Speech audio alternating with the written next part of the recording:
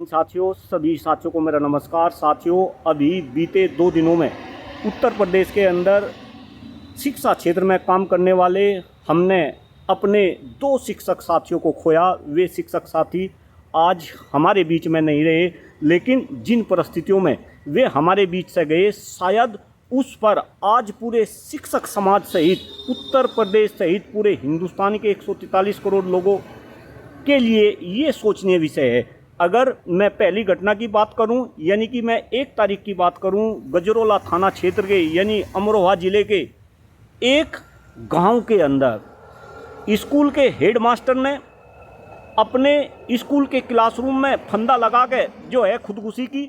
इसके बाद अगर मैं कल की घटना की बात करूं, यानी कि 2 अक्टूबर की बात करूं, कस्तूरबा गांधी बालिका विद्यालय में काम करने वाली एक हमारी बहन, जिसका नाम राखी बहन था, वो एक सड़क दुर्घटना में अपनी उसने जान दी।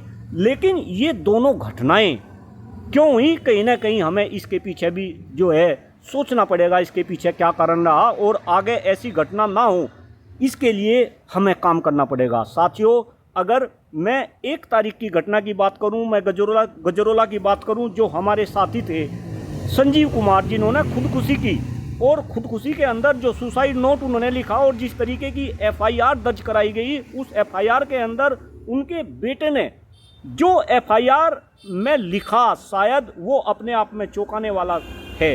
उस एफआईआर के अंदर जो आरोपी है, आरोपी कोई नहीं बल्कि उन्हीं के शैक्षणिक संस्थान में काम करने वाले 2 उन्हीं के साथी, जिनमें एक का नाम राघवेंद्र और दूसरे का नाम सरिता, और दोनों, यहाँ पे ध्यान देने वाली बात है, दोनों हस्बैंड वाइफ है।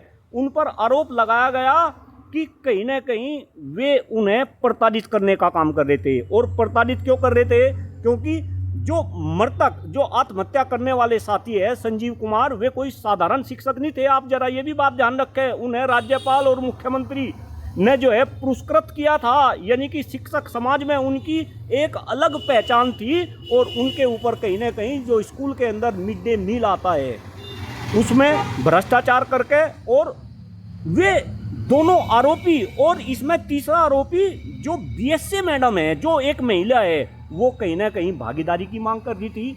और इसी भागीदारी की मांग से तंग आके वे कहीं ना कहीं उस साथी को, यानी कि संजीव जी को आत्महत्या करनी पड़ी। और आत्महत्या भी शायद पूरे शिक्षक समाज के ऊपर, इस शिक्षा व्यवस्था के ऊपर एक कलंक है कि उन्होंने विद्यालय के अंदर क्लासरूम से बच्चों को जो है खाली करा, पूरे क्लासरूम को, और उसके बाद उसी क्लासरूम के अंदर टेबल रख के और पंखे से लटक के उन्होंने आत्महत्या की। और कहीं ना कहीं उत्तर प्रदेश के अंदर जो पूरा शिक्षक समाज है, जो सरकार है, उसके ऊपर उन्होंने भ्रष्टाचार को लेकर जाते जाते एक करारा प्रहार भी दिया।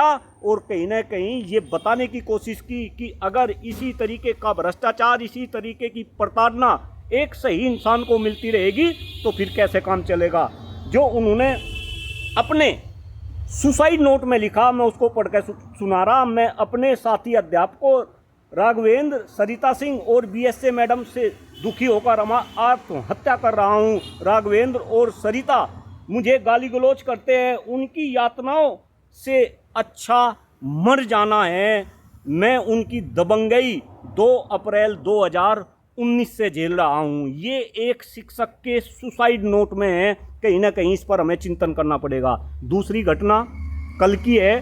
कस्तूरबा गांधी बालिका विद्यालय में काम करने वाली राखी मैडम जब अपने घर से चली, जल्दी में थी। जल्दी में क्यों था? 2 अक्टूबर का दिन है और मैं बताऊं, उनको अटेंडेंस, डिजिटल अटेंडेंस मार्क करनी थी। 8:15 बजे का टाइम था, लेकिन जल्दी में, इसी जल्दी के चक्कर में वो दुर्घटना का शिकार हुई। उनके साथ में एक लेखाकार भाई भी शामिल थे, वो भी जो है आज मृत्यु से जो है कहीं ना कहीं मृत्यु के खिलाफ अपनी जंग जो है हॉस्पिटल में जो है लड़ रहे।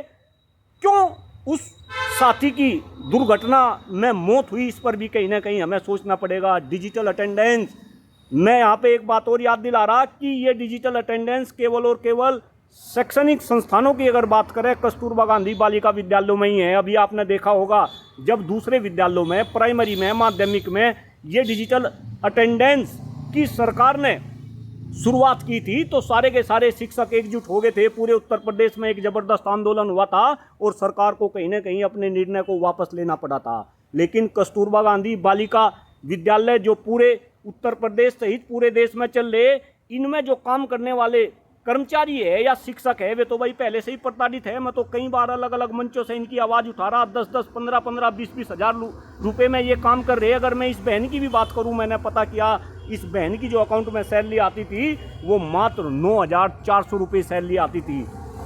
इतनी कम सैलरी और इस तरीके का प्रेशर कि भाई प्रेरणा ऐप के ऊपर जाकर आपको अटेंडेंस लगानी, और अगर अटेंडेंस नहीं लगेगी तो कहीं ना कहीं आपको पूरे दिन की सैलरी गंवानी पड़ेगी। और इसी चिंतन मनन के चलते वो बहन दुर्घटना का शिकार हुई। और जरा बहन की हालात भी देखे, घर के अंदर बूढ़ी माँ, मैंने पता किया, मेरी बात हुई, बूढ़ी माँ, एक भाई था, भाई भी कुछ साल पहले वो भी मृत्यु का शिकार हो गया, और विधवा भाभी, उसके 2 बच्चे, एक छोटी बहन, पूरे परिवार की जिम्मेदारी इस राखी मैडम के ऊपर।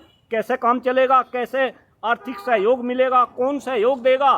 क्योंकि कस्तूरबा गांधी बालिका विद्यालय की ये बहन थी। मेरा निवेदन है, कृपा करके दोनों दुर्घटनाओं से पूरा शिक्षा समाज, पूरा उत्तर प्रदेश और पूरा देश सबक ले और देखे कि शिक्षा समाज कैसे दौर से गुजर रहा, किस तरीके से यहाँ पे शिक्षकों को भ्रष्टाचार के अंदर लिप्त करा जा रहा, और उस भ्रष्टाचार से तंग आके एक ऐसा शिक्षक जो कहीं ना कहीं जिसको सरकार सम्मान कर रही, उसी को विद्यालय के अंदर क्लासरूम में जो है खुदकुशी करनी पड़ रही। और प्रेरणा ऐप में अपनी उपस्थिति दर्ज कराने के चक्कर में जो बहनें हैं, जो शिक्षिका बहनें हैं, वे दुर्घटना का शिकार हो रही। इस आशा के साथ दोनों दुर्घटनाओं से पूरा शिक्षक समाज और ख़ास तौर से उत्तर प्रदेश की सरकार सबक लेगी। शिक्षा के अंदर जो व्याप्त भ्रष्टाचार है, और ये भ्रष्टाचार नीचे वाले लोग नहीं कर रहे, ऊपर से नीचे तक सारे अधिकारी सम्मिलित है, इन भ्रष्टाचार पर अंकुश लगाने का काम करेगी। और जिस तरीके का प्रेशर आज शिक्षक के ऊपर है, चाहे वह सरकारी क्षेत्र में काम करने वाला शिक्षक हो या प्राइवेट क्षेत्र में काम करने वाला शिक्षक हो, इस प्रेशर को भी सरकार कम करने का काम करेगी। इस आशा के साथ सभी लोग मुद्दे की गंभीरता को समझेंगे। जय हिंद, जय भारत, जय शिक्षक समाज। Thank you.